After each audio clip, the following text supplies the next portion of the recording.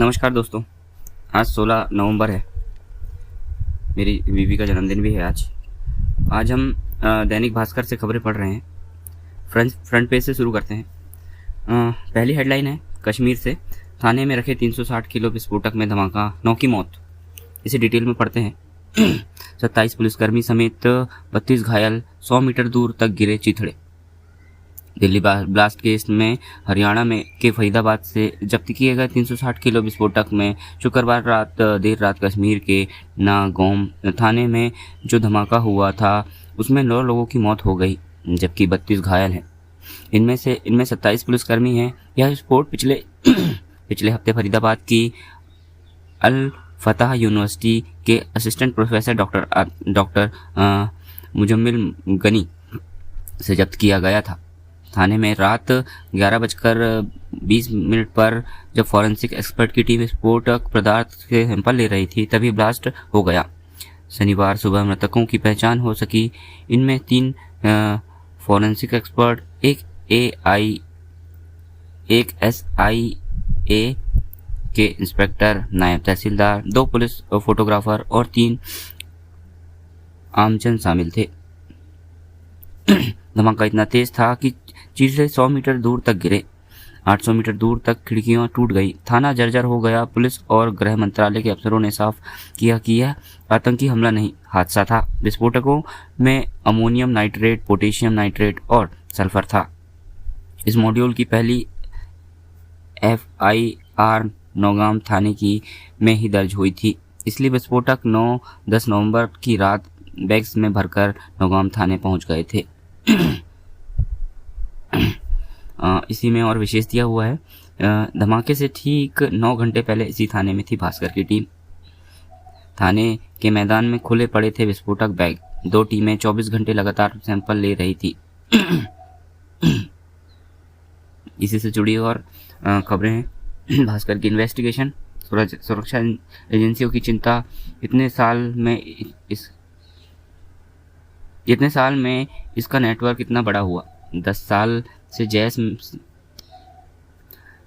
जैश में थी। डॉक्टर शाहीन कहती थी कौम का कर्ज उतारना है। दिल्ली ब्लास्ट केस में शामिल लखनऊ की डॉक्टर शाहीन शाहिदी 10 साल से पाकिस्तान समर्थित आतंकी संगठन जैश ए मोहम्मद से जुड़ी थी। NIA के एक वरिष्ठ अधिकारी ने बताया कि शाहीन ने 2015 में जैश से जुड़ने के 1 साल तक संवेदनशील सूचनाएं भेजने का काम किया। 2016 में सक्रिय सदस्य बनी। सुरक्षा एजेंसियों को यह बात की चिंता है कि 10 साल से आतंकी शाहीन कहां रही और नेटवर्क में कौन कौन आया। भास्कर पड़ताल में पता चला कि व्हाइट कॉलर टेरर मॉड्यूल कई साल से साजिश रच रहा था। 2021 में एक रिश्तेदार ने डॉक्टर शाहीन को पति, बच्चे और नौकरी छोड़ने पर जब टोका तो इस लेडी आतंकी ने उनसे कहा था कि परिवार और नौकरी में क्या रखा है, अपने लिए बहुत जी लिए, अब कौम का कर्ज उतारने का समय है, सब छोड़कर इसी में लग गई हूँ। मेरे बारे में चिंता करना छोड़ दो, कुछ बड़ा करने की तैयारी चल रही है, जो करूँगी आप उस सबसे फक्र होगा। एक और खुलासा, विदेश जाने की फिराक में थी मैडम सर्जन। हरियाणा से साल में 2 किस्तों में दी जाएगी लाड़ो लक्ष्मी योजना की राशि। हिसार के CM नायब सैनी ने कहा कि अब लाड़ो लक्ष्मी योजना की आर्थिक सहायता साल में 2 बार किस्तों में दी जाएगी, ताकि महिलाएं इस राशि से रोजगार या किसी काम की शुरुआत कर सके। एक और हेडलाइन है, जम्मू से कोर्ट से आरोपी को जमानत, निगरानी के लिए पैर में लगाए GPS। ये नया मामला है। जम्मू कश्मीर के उधमपुर जिला कोर्ट में एक आरोपी को GPS एंकलेट पहनने का आदेश दिया है। कोर्ट ने मादक पदार्थों से जुड़े मामले में गिरफ्तार आरोपी मुख्तार अहमद को जमानत दी। उस पर नजर रखने के लिए GPS लगाने का आदेश दिया। अधिकारियों के मुताबिक कोर्ट के निर्देशों का पालन करते हुए आरोपी के पैर में यह उपकरण लगाया गया ताकि उसके चलने फिरने की रियल टाइम निगरानी रखी जा सके। मामले में पुलिस ने बताया कि उधमपुर जम्मू का पहला जिला है जहां मादक पदार्थों से जुड़े अपराधियों की निगरानी के लिए GPS एंकलेट का उपयोग किया जा रहा है।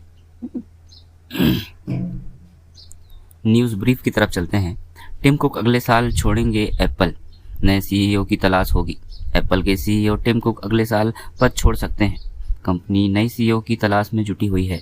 हार्डवेयर इंजीनियरिंग के senior vice president John Turner को संभावित उत्तराधिकारी माना जा रहा है।